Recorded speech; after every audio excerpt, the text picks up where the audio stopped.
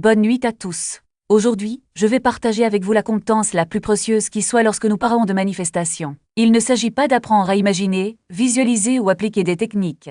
Ce que vous découvrirez ce soir, c'est comment rester dans l'état souhaite, car c'est la vérité que la plupart des gens ne comprennent jamais vraiment. Vous pouvez parfaitement poster votre intention. Vous pouvez entrer dans l'état de réalisation des souhaits avec clarté. Vous pouvez ressentir tout cela profondément pendant un instant. Mais si vous ne pouvez pas y rester, si vous sortez de cet état 1 heure plus tard, un jour plus tard ou une semaine plus tard, votre souhait ne se réalise jamais. Le secret de la manifestation n'est pas d'entrer dans l'état, mais d'y rester. Et c'est exactement ce que nous allons apprendre aujourd'hui. Vous comprendrez comment rester fidèle à votre conviction même lorsque la réalité extérieure semble la contredire. Vous découvrirez comment renforcer votre foi lorsque le doute surgit. Et surtout, vous apprendrez à vivre dans l'état souhait si naturellement et complètement que rien ne pourra vous en éloigner. Êtes-vous prêt à devenir inébranlable? Alors commençons tout d'abord. Permettez-moi de vous montrer le schéma qui détruit la plupart des manifestations. Une personne a un désir. Elle étudie les lois de la manifestation, s'excite, visualise et ressent tout parfaitement pendant 20 minutes. Croyez que votre souhait est déjà exaucé. Vous vous sentez riche, aime, prospère et en bonne santé. Endormez-vous dans l'état de conscience le plus élevé. Mais lorsqu'il se réveille le lendemain matin, la première chose qu'il fait est de vérifier sa réalité. Et la voilà, les mêmes circonstances que toujours, avec le recul.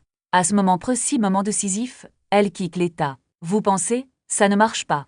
Peut-être que j'ai fait quelque chose de mal. Peut-être que je ne suis pas bon dans ce domaine. Peut-être que mon souhait ne se réalise jamais. Dès que vous quittez l'état, vous arrêtez de crier la réalité et commencez à alimenter le doute, la pénurie et l'attente. C'est le cycle qui piège 99% des étudiants. Ils entrent facilement dans l'état, mais ne peuvent y rester. Ils sont secoués par les circonstances, le temps, l'incertitude, l'impatience ou l'opinion des autres. Mais aujourd'hui, ce cycle touche à sa fin. Aujourd'hui, vous apprendrez à rester dans l'état, quoi qu'il arrive. Avant d'enseigner comment rester dans l'état, vous devez comprendre ce que c'est réellement. Un état n'est pas une humeur passage. Ce n'est pas une émotion temporaire qui va et vient. Un état est une constellation complète de conscience. C'est une manière d'être intégral. Il s'agit de la façon dont vous pensez, de ce que vous ressentez, de ce que vous supposez être vrai, de ce que vous attendez, de ce que vous prenez pour acquis, de la façon dont vous vous voyez et de la façon dont vous voyez le monde. Imaginez la conscience comme un immense palais avec des pièces infinies. Chaque pièce représente un état différent. La salle de pauvreté est un état. La salle de richesse en est une autre. La chambre de solitude est un état. La chambre d'amour en est une autre. Chaque pièce, chaque état est complet et autonome. Lorsque vous êtes dans la salle de pauvreté, tout reflète cette réalité. Vos pensées sont des pensées de pauvreté. Vos sentiments sont des sentiments de manque. Vos croyances sont des croyances limitées. La vue depuis la fenêtre montre un monde de besoins. Mais lorsque vous entrez dans la salle des richesses, tout se transforme. Vos pensées deviennent des pensées d'abondance. Vos sentiments sont pleins. Leurs croyances sont celles de la prospérité. La vue depuis la fenêtre révèle un monde d'opportunités. Vous êtes toujours dans un état. Il n'y a pas de moment où je n'en occupe pas un. La question est, dans quel état avez-vous choisi d'habiter? Et surtout, comment éloger le premier principe pour rester dans un état et de comprendre, non seulement de croire, mais de savoir avec conviction que cet état est réel. L'état de richesse est aussi réel que l'état de pauvreté. L'état d'être-aime est aussi réel que l'état de solitude. L'état de santé est aussi réel que l'état de maladie. Ce ne sont pas des rêveries ou des fantasmes. Ce sont des états de conscience qui existent actuellement. Lorsque vous vous enrichissez, lorsque vous entrez dans l'état de personne prospère, vous ne créez pas quelque chose de nouveau. Il s'agit simplement de passer d'une pièce à une autre, les deux existant déjà. La salle des richesses a toujours à être là. C'est vous qui ne l'occupiez pas auparavant. Cette compréhension est fondamentale car elle élimine le doute. Vous n'essayez pas de créer un état à partir de zéro. Il ne s'agit pas d'essayer de faire bouger les choses. Vous choisissez simplement d'habiter un état qui existe déjà. Et quand on comprend que la richesse, l'amour, la santé et le succès sont de véritables états de conscience, y rester devient beaucoup plus facile. Vous ne soutenez pas un fantasme. Vous vivez une réalité. Le fait que le monde physique ne se soit pas encore aligné sur cela n'a pas d'importance. Dans la conscience, qui est la seule réalité qui crée, vous êtes déjà dans cet état. Permettez-moi maintenant de présenter le mot le plus important dans le processus de manifestation. Respecter. Habiter signifie vivre, résider, faire de cet endroit son chez-soi. Vous ne visitez pas l'état souhait. Il n'y va pas de temps en temps. Vous y habitez. La plupart des gens se contentent de visiter l'état souhait. Ils y vont pour une technique de 20 minutes, se sentent bien, puis retournent à leur ancien moi pour le reste de la journée. Ce n'est pas une habitation. C'est une visite rapide pour vous manifester. Vous devez habiter l'état de désir. Vous devez en faire votre maison, vivre là, penser à partir de là, ressentir à partir de là, être. Cet état, pas pour 20 minutes, mais comme résidence permanente. Et comment vit-on dans un état? Je vais vous montrer maintenant dès votre réveil, avant de déménager, avant de consulter l'actualité ou de planifier votre journée, vous choisissez où vous vivrez ce jour-là. Dans l'état entre le sommeil et l'éveil, vous êtes trop réceptif. C'est le moment idéal pour définir votre statut de logement au quotidien. Demandez-vous, où vais-je vivre aujourd'hui? Dans l'état d'avoir déjà ce que je veux, ou dans l'état d'attendre encore? Ensuite, assumez immédiatement l'état d'avoir déjà réalisé votre désir. Sentez-vous comme cette personne, pas un jour, ni quand cela se manifestera. Maintenant, vous êtes déjà cette personne. Cela ne prend que 30 secondes. 30 secondes pour établir votre adresse pour toute la journée. La plupart des gens sautent cette étape. Ils se réveillent et reviennent automatiquement à l'état où ils étaient la veille. Inquiétude, manque ou désir. Ils commencent la journée dans la mauvaise pièce. Mais vous, qui apprenez à rester dans l'état, commencez chaque journée par choisir consciemment votre demeure. Réveillez-vous dans un état de désir exauce. Ce matin, l'établissement crée un élan. Il est beaucoup plus facile de rester dans l'état toute la journée lorsqu'on y commence. Voici la vérité. Pendant la journée, vous sortez de l'état. Surtout au début, c'est normal et attendu. Quelqu'un peut dire quelque chose qui suscite des doutes.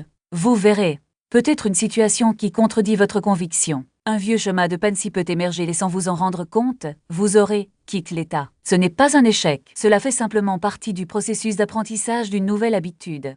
Le secret n'est pas de ne jamais quitter l'état, mais de se rendre compte rapidement du moment où cela se produit. Vous ne la combattez pas, la vague vous dépasse et se dissipe.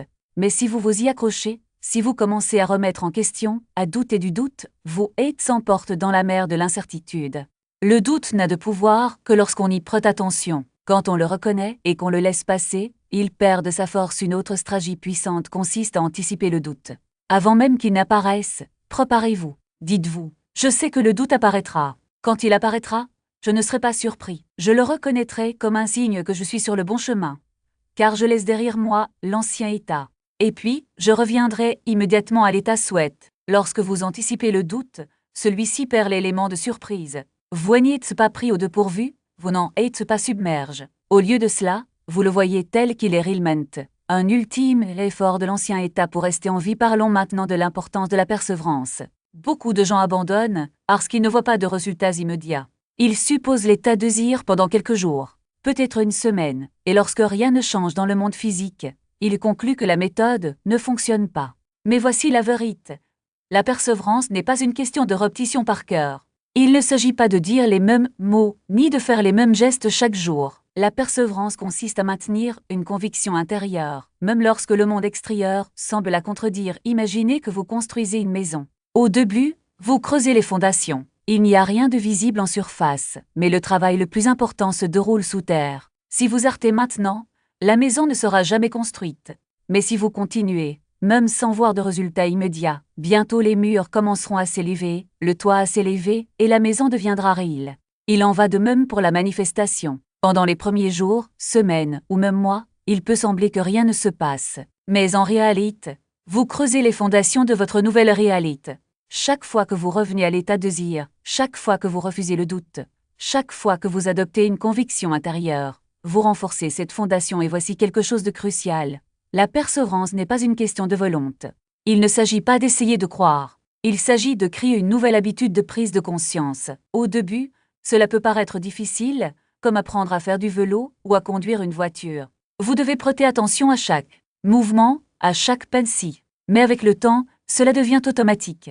Vous n'avez plus besoin de vous rappeler comment pédaler ou comment changer de vitesse. De même, avec le temps, assumer l'état souhait deviendra naturel. Vous n'aurez plus à lutter pour croire. Vous serez simplement la personne qui poste déjà ce que vous voulez. Enfin, rappelez-vous que la manifestation n'est pas un événement ponctuel. Ce n'est pas quelque chose qui arrive d'un seul coup, et c'est tout. Il s'agit d'un processus continu d'alignement. Chaque fois que vous choisissez l'état souhait plutôt que l'ancien, vous vous alignez un peu plus sur votre réalité. Chaque fois que vous refusez le doute, vous renforcez cet alignement. Et petit à petit, le monde extérieur commencera à refléter ce que vous savez déjà être vrai. En un terme, la clé est de comprendre que vous n'essayez pas de changer directement le monde extérieur. Vous changez de conscience et le monde extérieur n'est que le reflet de ce changement. Lorsque vous devenez la personne qui poste déjà ce que vous voulez, le monde n'a d'autre choix que de s'adapter. Non pas parce que vous l'avez force, non pas parce que vous l'avez manipule, mais parce que vous êtes devenu un aimant pour cette réalité. La persévérance ne consiste donc pas à attendre passivement. Il s'agit de devenir activement la version de vous-même qui vit déjà dans la réalité. Et quand vous le faites, vous découvrez que la manifestation n'est pas un mystère. C'est une loi aussi naturelle que la gravité, la transformation qui se produit lorsque la conscience s'éteint. Il ne s'agit pas d'un combat contre le doute, mais d'une reconnaissance qui n'est qu'un écho du passé, une ombre qui se dissipe lorsqu'on refuse de la nourrir. Le doute n'a pas de substance propre, il n'existe que parce que vous lui donnez l'espace d'un instant, de l'espace. Mais lorsque vous vous en tenez à votre hypothèse, la certitude que vous êtes déjà celui que vous voulez être, le doute perd son pouvoir. Cela arrive comme une vague, mais vous n'êtes pas la vague. Vous êtes le rocher qui le regarde passer, immobile, inébranlable. Pour ancrer cette immobilité, 3 pratiques servent de fondement. Le premier est la sensation. Au cours de votre journée, revenez à plusieurs reprises au sentiment d'avoir déjà réalisé votre désir. Il ne suffit pas de le faire une seule fois, ni juste lors d'exercices spécifiques. Toutes les heures, si nécessaire, arrêtez-vous pendant 30 secondes. Fermez les yeux si vous le pouvez, ou restez simplement tranquille. Sentez-vous comme une personne qui a déjà réalisé ce qu'elle recherche. Ressentez l'abondance, l'amour, la santé, le succès. Non pas comme quelque chose de lointain, mais comme une réalité présente. Ce sentiment est votre refuge. Lorsque le doute surgit, lorsque les circonstances semblent crier le contraire, lorsque le temps semble s'éterniser, revenez à ce sentiment. Il vous reconnaît instantanément à l'état souhaite. Prenez-en une habitude. Toutes les heures, pendant 30 secondes, ressentez à nouveau. Cette pratique constante vous évite de trop vous éloigner de votre centre. Vous ne pouvez pas vous perdre en revenant de temps en temps au port. Le deuxième point d'ancrage est la gratitude. La gratitude est l'un des outils les plus puissants pour rester dans l'état, car elle présuppose la propriété. Vous ne remerciez pas pour quelque chose que vous n'avez pas.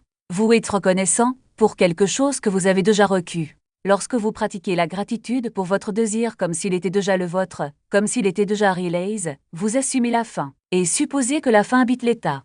Pendant votre journée, soyez reconnaissant pour ce que vous voulez. Merci pour ma richesse. Merci pour cette relation parfaite. Merci pour ma santé. Merci pour cela. Ne soyez pas reconnaissant pour quelque chose qui va arriver, mais pour quelque chose qui existe déjà. Cette gratitude vous maintient ancré dans la réalité de ce que vous avez déjà. Il est impossible d'être reconnaissant pour quelque chose et en même temps, de croire qu'on ne l'a pas.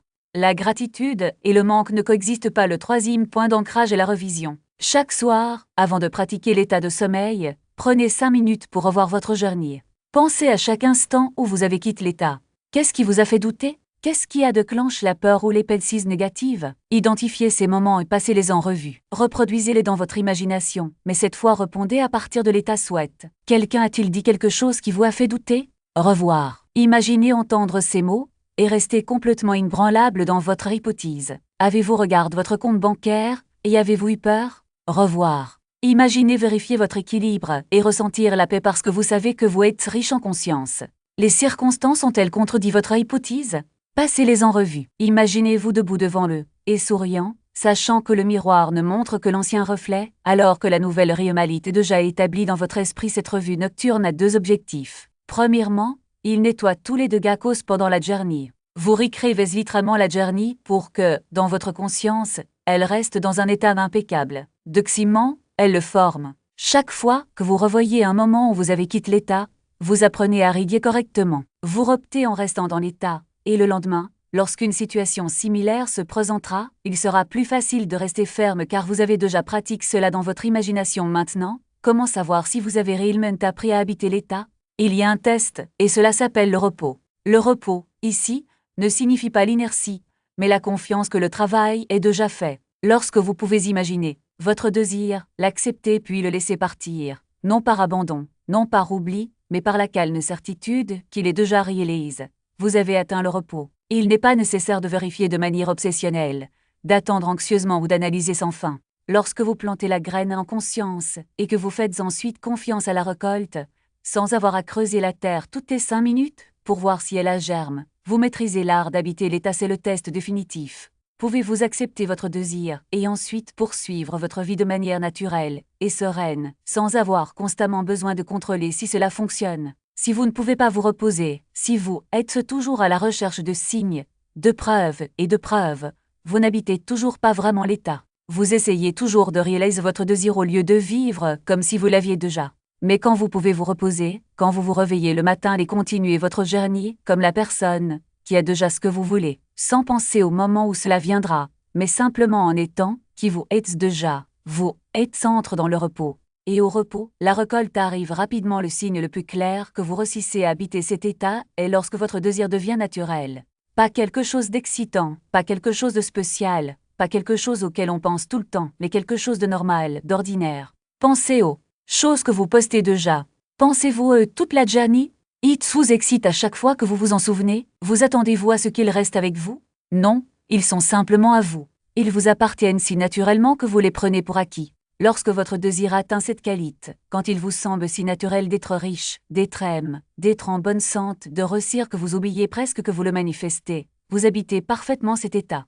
Ce naturel est le signe que vous avez changé de place. Ne plus visiter l'état de richesse, vous y vivez. N'attendez plus l'amour, tu es aimé. Vous n'essayez plus de réussir, tu as du succès. Et c'est tellement normal que cela attire à peine votre attention lorsque ce naturel arrive.